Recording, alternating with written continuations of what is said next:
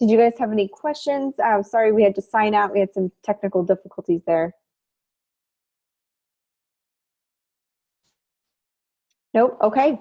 Perfect. Well, go ahead and we'll start our 10-minute break and then we'll jump right into the assignment portion. I'll go ahead and pull Illustrator up and we'll see you guys in just a few minutes.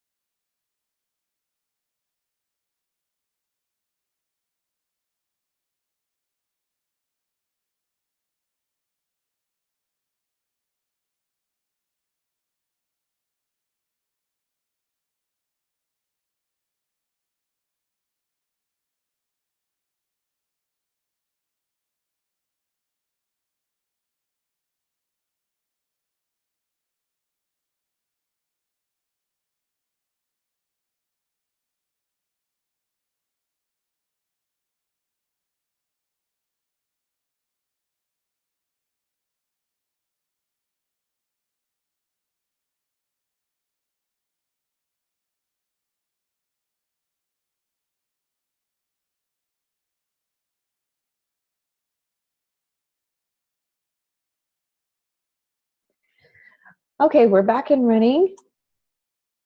So if everyone has their Illustrator up, go ahead and begin with me. We're going to start by creating a new document, okay? I should have probably gone over this in the beginning, but here we're in Illustrator.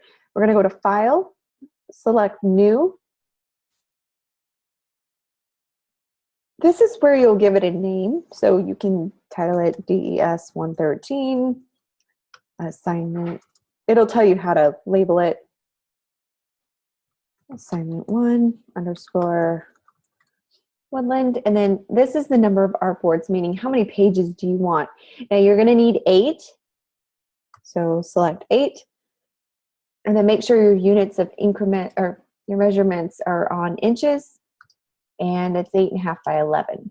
Okay, all this other information you won't need. So this is about it. Columns, you won't need columns, and hit OK. Okay. And then I'm just zooming in. You can hit Command plus to zoom in. Or you can use your magnifying glass, which is here at the bottom of your tool panel. What's neat about your tools panel is that if you don't know what something's called, you can just hover over the tool and it will give you the name. And sometimes in parentheses, it'll give you a keyboard shortcut. So if you hover over it, it'll give you the name of it, and you can do it that way. All right, so the idea here is to do logo designs. So you're gonna have to come up with 8 of them, which I'll be helping you along with a few, and you can take my ideas and run with it, or try something new of your own. You're welcome to do that too. And I'll show you also how we're gonna format things. Let me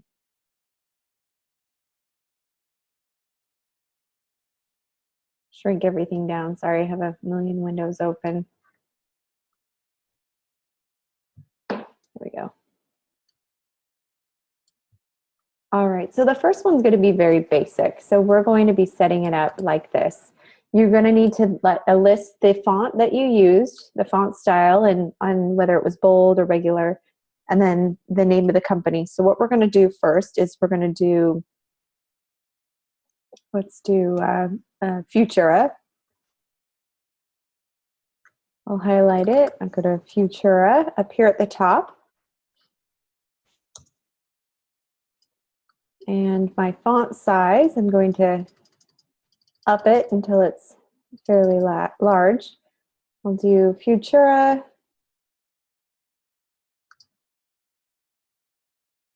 And this is book. Futura book size 21. Or I guess the font size doesn't matter, but I do want to know the font that you're using. And we'll line it up here. I'm sorry, right down here. And then underneath it, you'll put the name of the company, which is going to be, I'm going to start with Jumping Spider. Jumping Spider Toys. Now, I think when we got cut off, I didn't go over what logo letter marks are. So let me do that real quick before we get too far ahead of ourselves. So I'm going to stop the share real quick and see if I can pull up the PowerPoints that we had. We'll do the PowerPoints really quick. All right, we're going to skip over this. Font families, we've kind of went over this a little bit. This might be a good video to use. We'll go back to that. Okay, so here's logos and letter marks. What is a letter mark? Okay, letter marks are often the initials in a company. So if, let's see, for instance, so Jumping Spider Toys, what initials would you use for the letter mark? Or what letters would you use for the letter mark? For Jumping Spider Toys.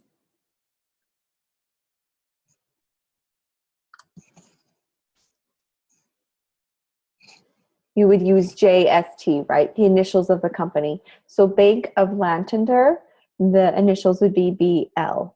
The Tuscana Italian Bistro, that's a tongue twister, is TIB. So you would use the initials of the company to design the logo. Let's talk about what letter marks are. So the font, we talked about echoing the image of the company, just like it would echo an emotion or a descriptive word. We want it to echo the image of the company. So what you would use for a toy store would be a different font you would use for a computer company or a restaurant. We want these to be self-contained. Proximity is plays a big part in this. When you look at the logo, you need to easily understand or associate that logo with the company, the type of industry that you're designing for. So I want to look at your logo and say immediately, that looks like an Italian restaurant logo, or that looks like a tech company logo, or that looks like a toy company. So weight, individual uniqueness, black and white only, remember, and positive and negative space. I want you to play with that a little bit. Wow.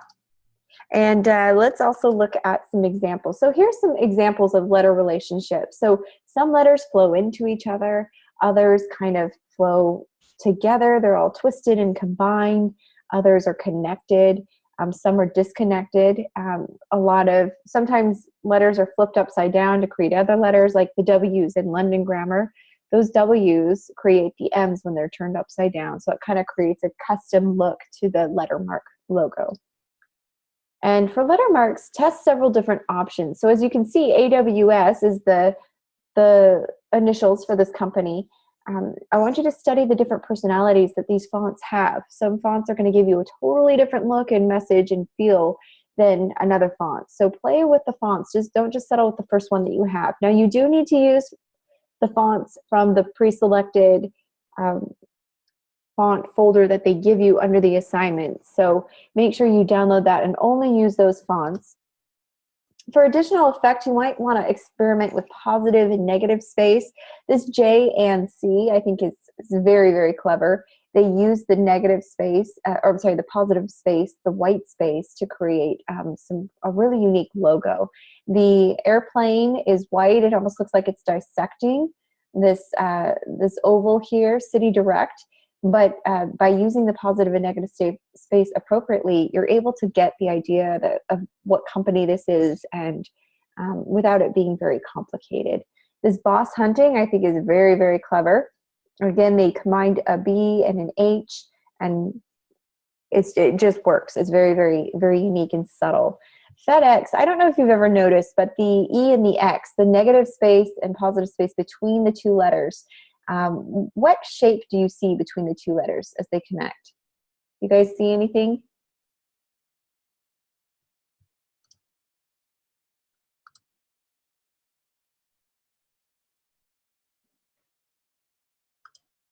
There's an arrow between it. So the arrow is very unique for FedEx because they're basically a mail service. So they deliver packages. It's all about express mail, right? So their big thing is overnight expressing. And the arrow just constantly shows that the company is moving forward. Things are in motion. So just by using the negative space between these two letters, it created a very unique concept and gets the message across very, very well. Look at this word pencil. Between the I and the L, the positive space between there, that white space, almost creates the effect of a white pencil. So what a clever way to integrate these objects, these letter marks, by using the white and negative space. So very, very clever here. So as you're doing this, I want you to kind of Google image letter marks for different companies. I want you to kind of see what's being done out there.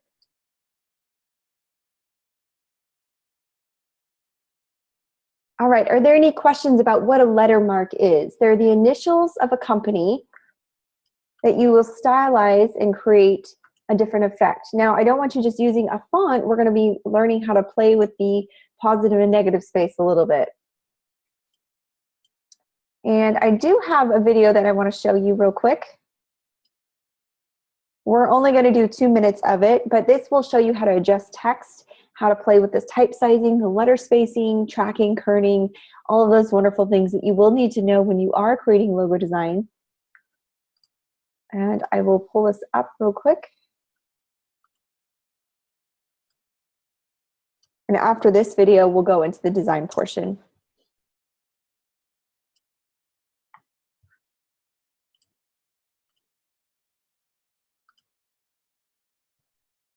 Hang on. 1 second. I don't think Zoom wants to work today for me. Here we go. All right, let's try this. Let me know if you have sound come in. This video, we're going to talk about type families, type sizing, and an introduction to type spacing.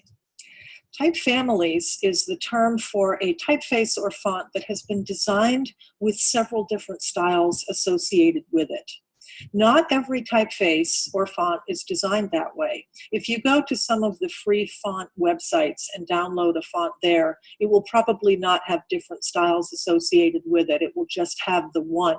And so not every font does. But a font like Helvetica certainly, and certain of the other ones that you're using in the course, will be given through the program, such as InDesign or Illustrator, Photoshop, with different styles you can use with it. And you can see that I have typed this up in Helvetica here, and in my InDesign character panel, in the styles drop-down, you can see the different styles that have been given to me to use, and I've set the words in the style.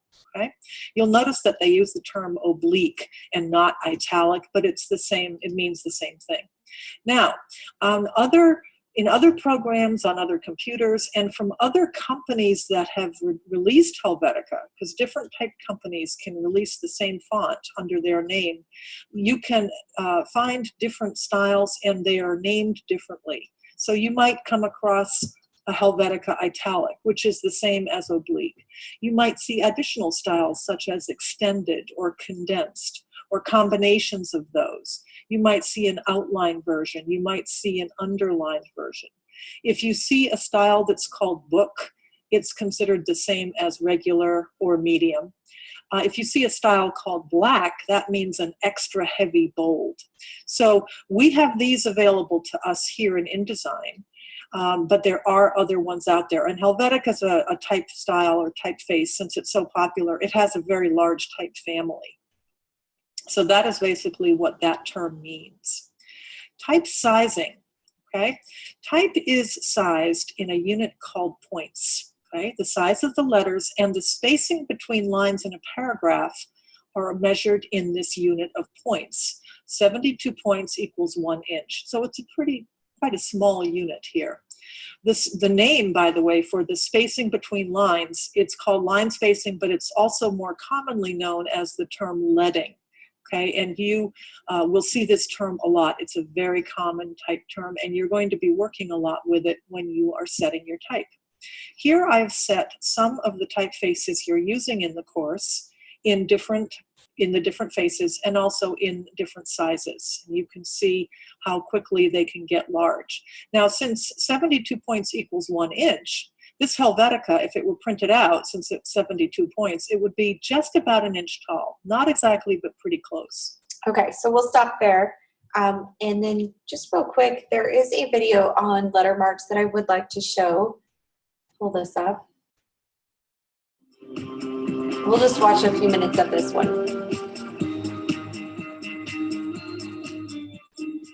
Here we're going to talk about letter forms and logos and the things that you can consider when you're working with letter forms to create an expressive letter mark or type logo. Now, what you see here is a partial screen of the result of a Google search I did for logos. And this page came up filled with logos, many of which I'm sure you recognize. Now, in this course, we're going to work exclusively with type. So the imagery here is not something we're going to consider. But there are a couple of logos here that I feel use type to a very expressive extent, and they're highlighted here. The Oreo logo is one that I think works very well because the fat white letter forms really give us a feeling of the cream that's inside the chocolate cookie. If the letter forms here had been thin or delicate or even colored, it wouldn't work nearly as well. I know you all agree that we get a sense of the rich, opulent cream that's inside the cookies here, and the letter forms help to recognize that. Notice too that the letter forms, while being very fat and sumptuous looking, are still slightly separated so that you can easily read the word. And this is always something to consider when you're working with letter forms. If you can't read it, it's not going to be successful. So over here, we have a logo you may be familiar with, the Guitar Hero video game logo. This is very well done because, again, you can easily read the phrase, even though the letters have been distorted and manipulated such that they fit closely together, like a tight band would, so to speak. And the G and the R, you'll notice, have been stylized, and the points have been manipulated on some of the other letters. The whole effect is one of kind of a Gothic Old English feel, such as many metal bands use in their music. So we get a sense of that hard rock feeling from this really well done logo, all done with letter forms. Over here, we see a very simple one, the Hershey's logo. Now, of course, the dark brown rectangle behind the letter forms signifies the delicious chocolate bar that's inside the package.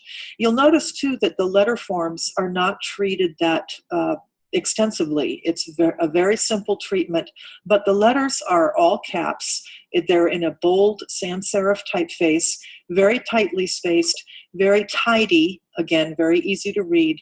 But the way that this works, I think, is the fact that the letters are all capitals. That implies confidence, boldness, and it also makes for a nice rectangular shape to the words, which fits nicely on a package. So an all caps treatment can communicate that power, that boldness and confidence. It can also be really easy to work with in layout because it comes out in a nice rectangular aspect. The last logo we're going to look at here is the eBay logo, and it's a good Spider Toys. Intimates is to work with a toy store logo, Jumping Spider Toys. And here I have worked a little bit with the letter forms to express the nature of some of the things you can do to make this successful for you.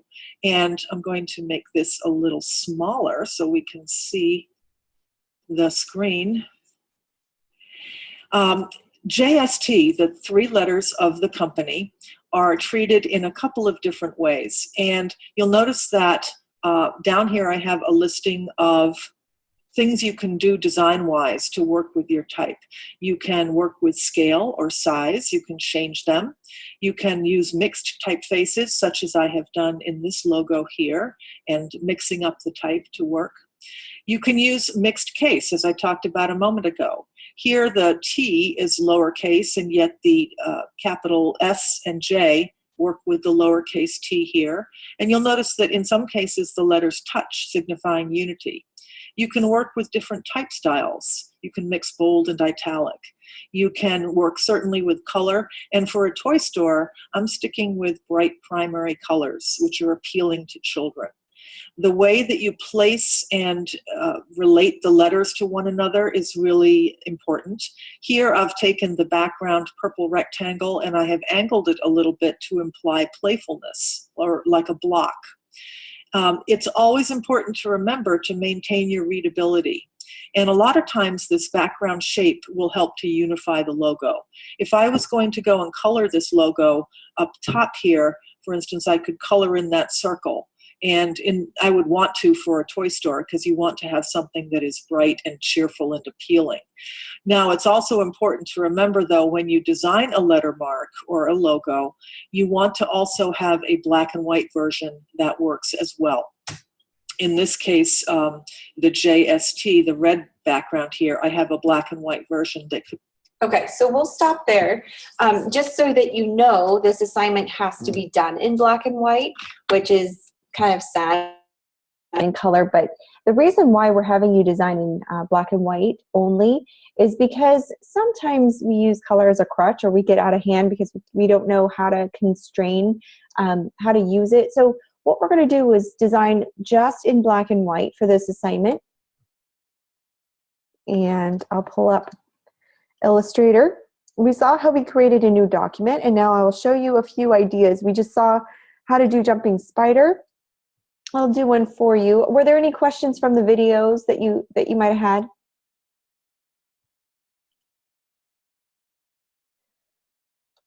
So while I'm waiting for that to come in, you can use your type tool by selecting it, click and drag the text box as large as you need it to be.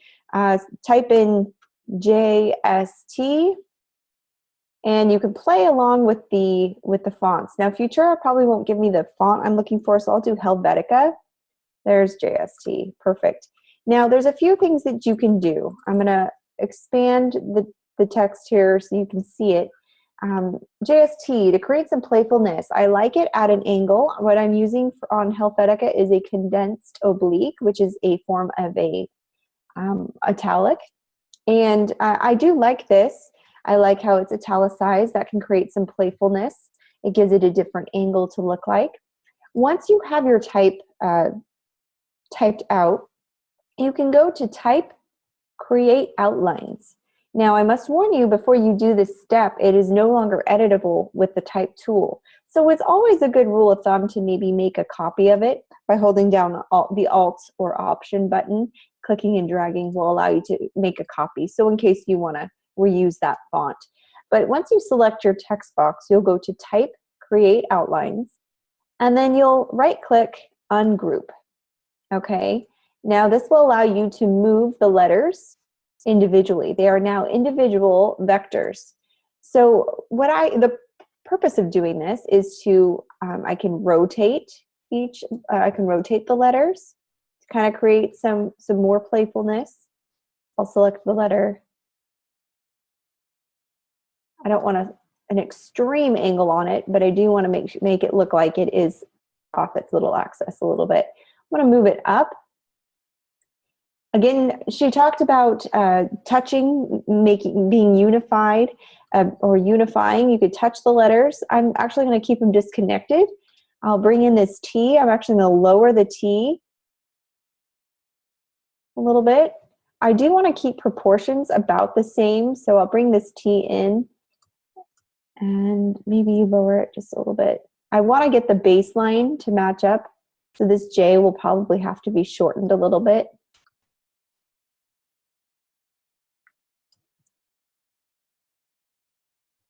And I'll bring this T in. Okay, so now that I have the baseline lined up, I'll get that lined up just a little bit more. And I've angled the S. What I'm going to do is create a drop shadow. I'm going to grab, let's see. I select the S and go to, actually, I'll use a line. And I will draw it right underneath the S. I use the line tool right here, the line segment tool. I clicked and dragged. And what you'll need to do is give this line tool a color, which is up here on your stroke. And this one will be a light gray. And I'm going to give it a pretty heavy stroke, which is the size.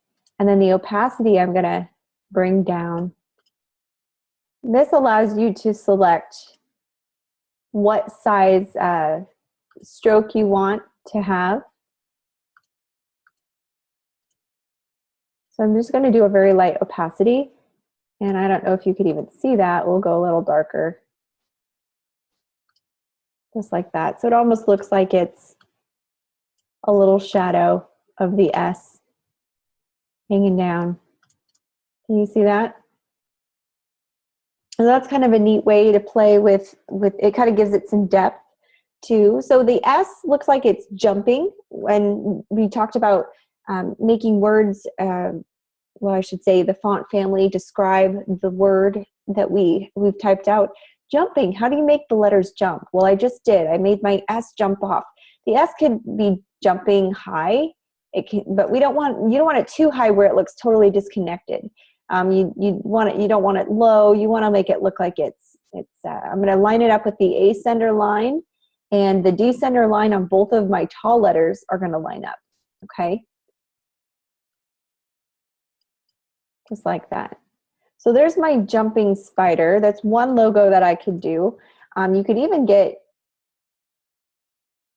and to resize something, if you want to highlight all of it. So click and drag with your black arrow, which is the selection tool. You click and highlight all of the letters. You can hold down Shift and Option. This will help you to resize resize things proportionately.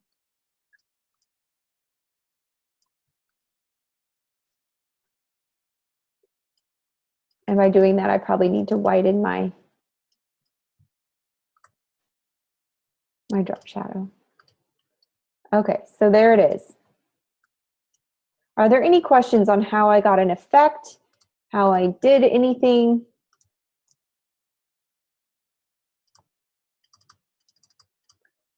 Any questions at all? Okay, so there's one option. Let's do another one. We have 8 artboards after all. So I'm going to copy and paste. Now a quick shortcut with this one is if you copy to hit Command C, we'll copy, and Command V will paste. So then you can kind of line it up. I want to see things kind of lined up roughly in the same spot, if you can help it. Okay, so for the new logo, for the second version of this logo, she talked a lot about using background now. I don't like using background because sometimes you rely too much on the background, but I could add a different effect to this by adding maybe some playful circles. And there is something at the bottom of your toolbar called Stroke and Fill. Your stroke box is the one with the hollow center, and you want that in the foreground. The fill box is usually the one, it's just the full square. But your stroke right now is set to a gray. I want to make sure that that fill is filled in. So you can use the swap arrow to go back and forth. As you can see, I'm kind of toggling back and forth. If you double click the fill or the stroke box, in this case we want the fill box, you can give it a color. Now we can't use anything other than black or white, so we're going to go with black. And I'm going to arrange this. So I'm going to right click with my circle selected and send to the back. Okay, now right now you can't see it, but I'm going to make another copy of that. Remember, copy and paste, or you can hold down Alt Option. And again, I'm just going to kind of set these circles. So I want all these circles highlighted, and I'm going to send it to the back. Now I'm going to kind of carefully hover over my letters. I'm going to select my letters only, and I'm going to bring them to the front. I'm also going to change the color from black to white, and you do that up here next to your compound path.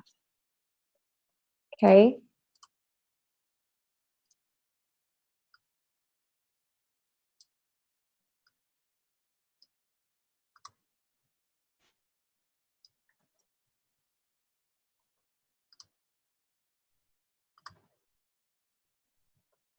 So here,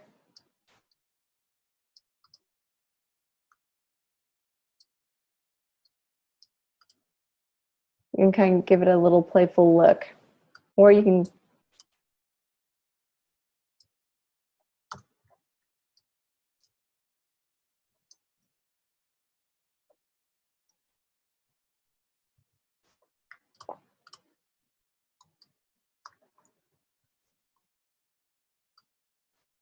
so just kind of play around with it, what looks good. I want this J to actually look like a J. I want to kind of extend this circle so it looks like it's not a T. There we go.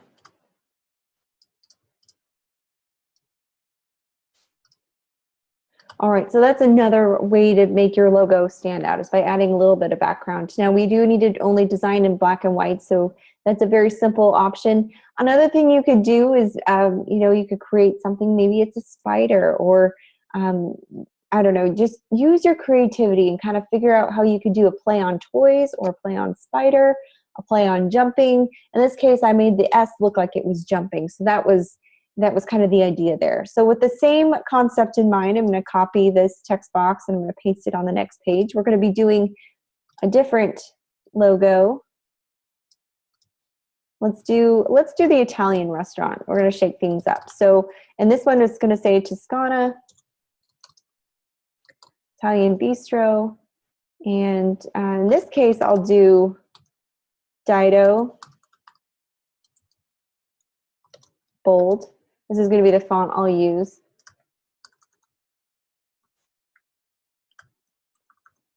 bold. Okay. And I'm going to take my type tool. I'm going to click and drag.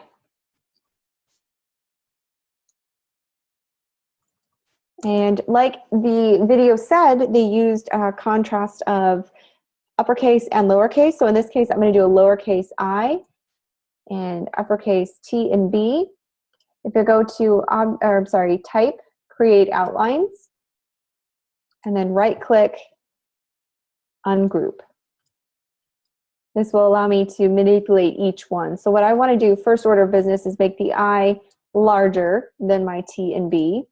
I want to make sure everything's lined up basically on the same baseline grid. I'm going to shrink them down quite a bit.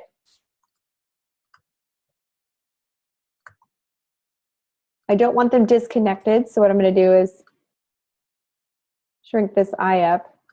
I do want them on the same.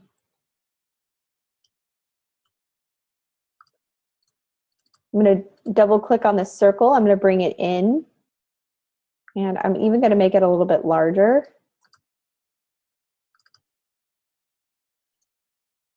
I'm going to bring this TIB, and I want this to match up at the A center line of the body.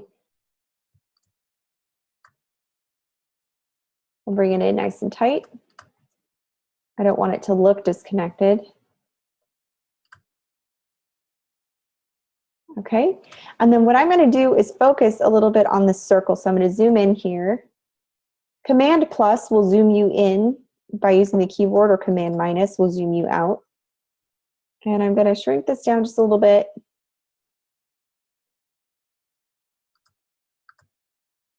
And I'm going to create a triangle, which is actually,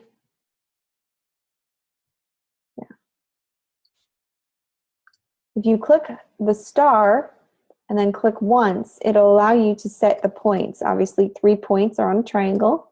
You hit OK. And then if you hover over the anchor points, which are these white boxes on your surrounding your object, it will curve your arrow. That means rotate. It will allow you to rotate something. And bring this in. I'm going to shrink it down quite a bit because it's a little too big. But I'm going to have this intersecting, because what the idea here is I'm going to make it look like a piece of pizza coming out of it. Now I'm going to select these two objects. I'm going to go to Window, and if you go to your Pathfinder, Pathfinder is a neat little tool that if you mess around with it enough, you'll find an effect that you really like. I'm going to be using the divide effect. Whoops. Let's try this. Divide. Okay, and the divide effect now divides the objects that intersect each other. So now I can give this this little slice of pie a stroke of white, and it will stand against, it'll kind of look like a piece of pizza. And I'm going to bring it out.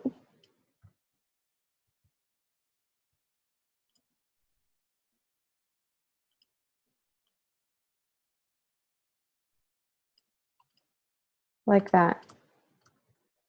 So this is a very simple way of using strictly typography, but you're kind of creating something, whereas if you were to look at this, you say, oh, this looks like a restaurant. Okay, are there any questions so far about this? You kind of have some ideas.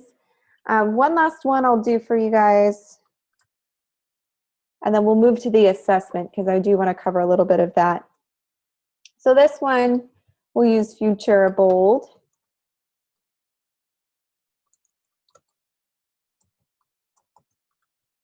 And just a word to the wise, you're going to need to spell check things. You'll have to either run a spell check, or you will just kind of make sure that you carefully spell things, because it's not like Word will underline something if you misspelled it. And you do get docked points if you misspell something. So we want to make sure we're spelling it correctly. So for this one, I'm going to do Futura. Let's do bold.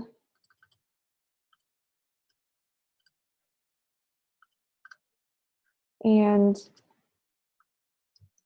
do PTC because that's the name of the company, Paramount Technology Company.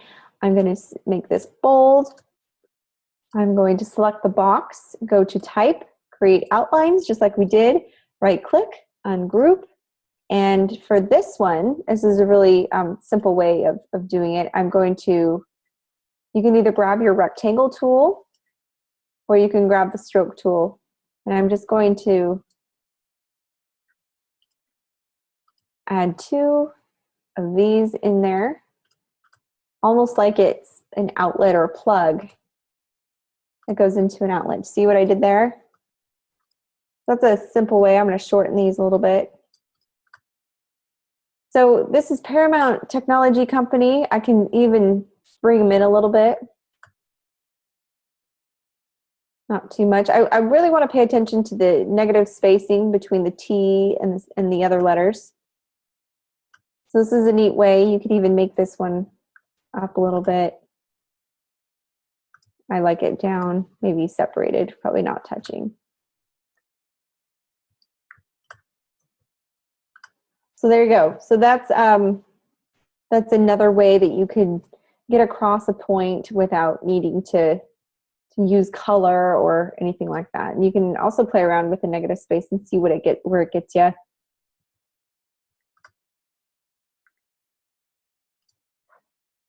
Let's see what else.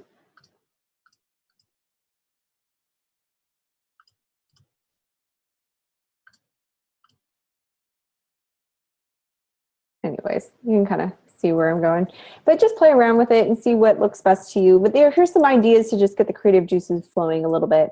So there's that logo. Okay. All right. So so say you're done with the assignment, you do need to convert it to a multi-page PDF. You'll go to File. Let's do Save As.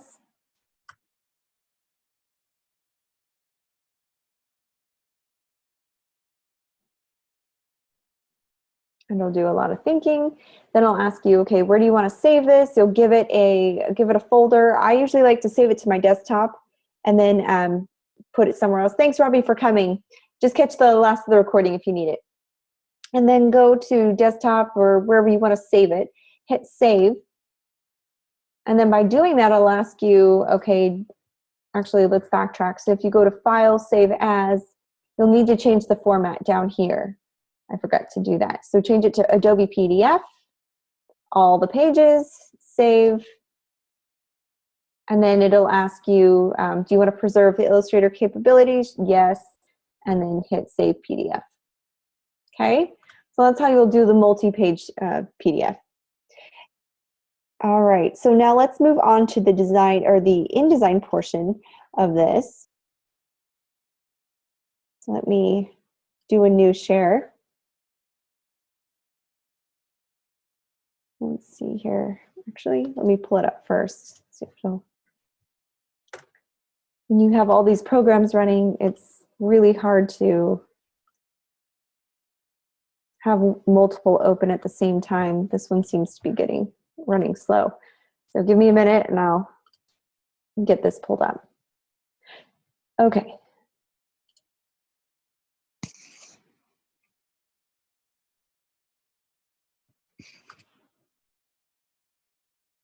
It's still thinking. So sorry.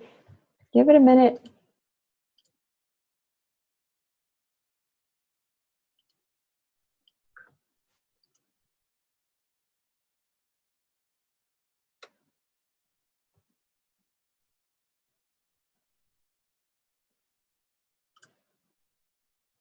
Okay, there we go. So now for this one, I'll pull up my InDesign. We're going to be shifting gears to the assessment. I'm going to pull the assessment up so that I can make sure we get the formatting that you need to know correct. So we'll go to the assessment part, basic typesetting exercise. What I think is helpful is if you grab the first exercise one at a time. So the first one says, let's see. Okay, so page 1. Well, actually, let's get the formatting correct. So if you go to File, New Document, right here, File, New Document, or Command N will pull up a new dialog box. Number of pages, I believe you'll need 5. Click 5. You want to make sure the box facing pages is unchecked. You want to deselect that. You do not want it checked because we don't want them side by side. We want them separate. And then you'll want the landscape. And it's already defaulted to the letter page size. So it's in picas. Mine is in picas, but if your settings might be completely different, we just want to make sure it's an 8.5 by 11 landscaped page. So then you'll hit OK, and that is all you'll need to know to set up the document. You should have 5 pages there. Page 1, let's do page 1. Okay, so you'll need to typeset your name in an 8-point sans serif font in the bottom left-hand part of each page. Now, instead of doing this 5 times, I do recommend you using your master pages, which is a lesson in and of itself. But briefly, I'll show you how to access it. So if you go to Window, Pages, and then if you go to your A master, which is right here, the second white square, when it's gray, that means you're on it. And you can grab your type tool, and you'll just click and drag, and you need to put your name. So in this case, I'm Mrs. Woodland, and I'll highlight it. Apple A or Command A will highlight your text, and I will change this to 8-point font because that's what it needs to be. It needs to be, I guess you can give it any font family, but it does need to be aligned left. Here's your alignment right here. So it's aligned left, and it needs to be in the text box above. So I'll show you right here where you're going to place it. Left-hand part of each page. I'm going to put it right here. Okay?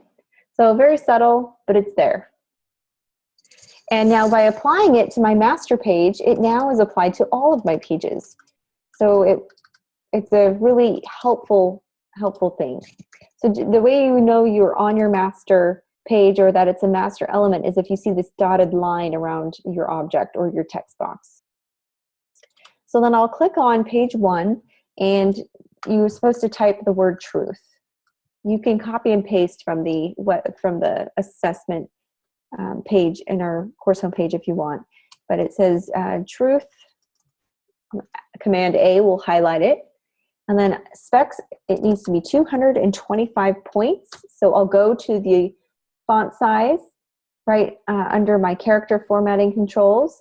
Other way to access the option to change your fonts is under Window, Type and Tables, click on Character. And then you can, let's see, and then here you'll be able to adjust the font size. So 225. I'll keep this little dialog box open. And the leading needs to be 225. Now, changing the leading will not affect this at all. You'll notice nothing changed. The only reason why you use leading, let me show you as an example, is if you did have the word truth, and let's make it large so you can see. Leading affects the space between the words or the lines of text. So in this case, oops.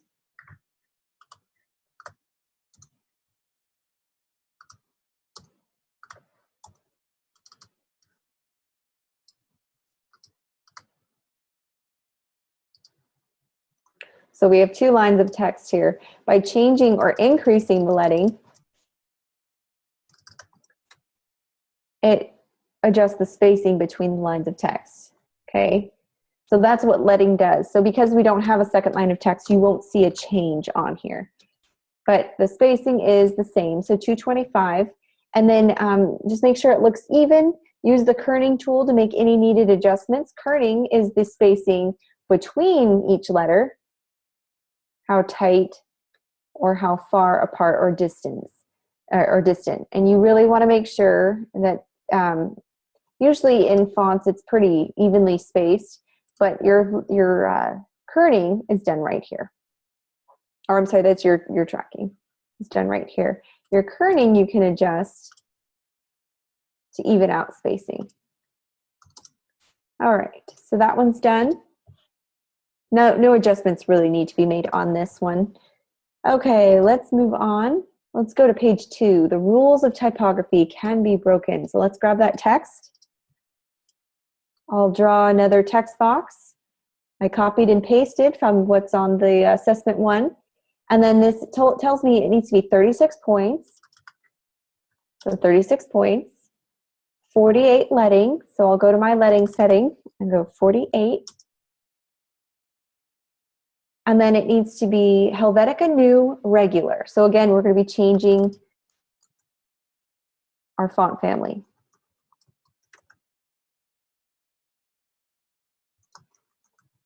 Helvetica Font New Regular. There it is. And then it needs to be flush left. The alignment is left, as you can see up here. And then it says make line breaks at a logical break in the text. So we don't want any of these little cliffhangers. You see this dash here by broken. We don't want words spread apart. So the best way to do that is if you highlight the word, Command A will highlight it, or you can click and drag your cursor, your type tool cursor, and highlight the whole word. There is a box way up at the top right here called hyphenate. And if you click that, it will already break your rules for you. But the good rule of thumb in English grammar is to just break the sentence at the comma. So that's just an easy way. And then it says avoid widows, which is those broken words. So you want to make sure hyphenate is checked. You can find the hyphenate box by going to Window, type in Tables, Paragraph, and then make sure hyphenate is deselected. Okay, and then it won't do any, it won't give you widows. Widows are usually the one word that is hanging off or the hyphenated words. So we want to make sure we avoid that it's broken at an appropriate place. Okay, are there any questions so far?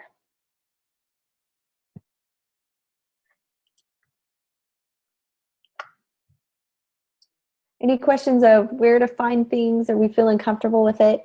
Okay, and then, so we have our first page, our second page, third page. We're going to need to grab the text.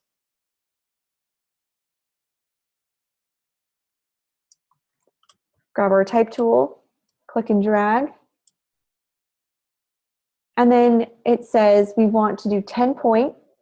So I'll adjust the font here to 10. 18 leading. There we go. And then it says Adobe Garamond Regular. So again, this is where I'll change it in the character dialog box.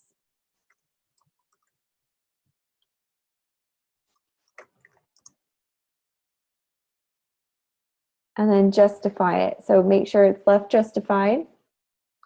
Make sure auto hyphenation is on. So now we got to turn it back on to make sure it's selected.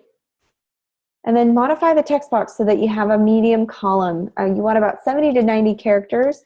So what I'm going to do is kind of bring it in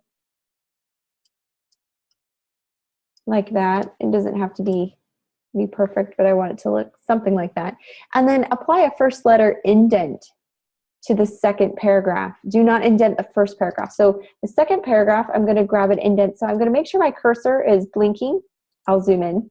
Is blinking right here, my second paragraph, and I want to indent it 0.125, which is 1/8 of an inch. And we're going to go to this portion up here, first line indent. You see that? Or on our paragraph control settings, you can see right here, first line indent. And you can manually type in 0.125 inches. And there you go. So it's already indented it for you right here. But we're not indenting the first paragraph, so only the second one. So be aware of that, okay? Okay, so we're running out of time. This is about all the time that we have for this, this class. I don't know if I'll be able to do them all for you, but 4 and 5 I'll leave up to you. The rubric will be posted for you guys tonight, so just make sure you check that. Make sure you do your discussion and participate before Wednesday. We've got to have our first post in. To convert this to PDF though, you'll click on File. It's a little different than Illustrator, so you'll click on File, Export. Give it a name. So this is Assessment 1.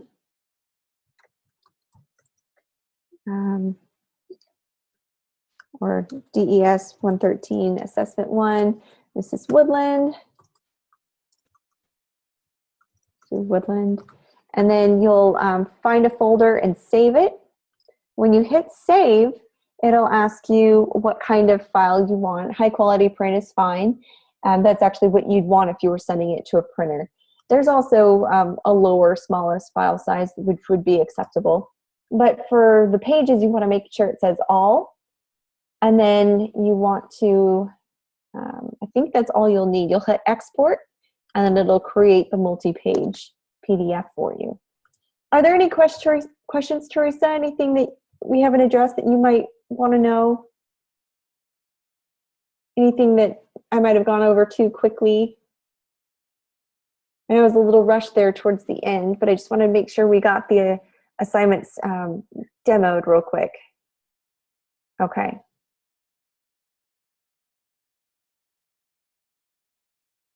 All right, perfect. Well, thanks so much for coming. Really appreciate you.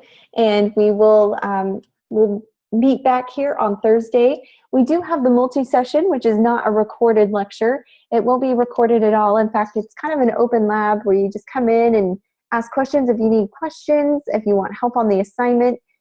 It's also an opportunity that I offer students to come in and get their assignments either pre-graded, or if they're ready to submit, I can critique it right there on the spot for them. And they can make any necessary changes that they need to before they submit.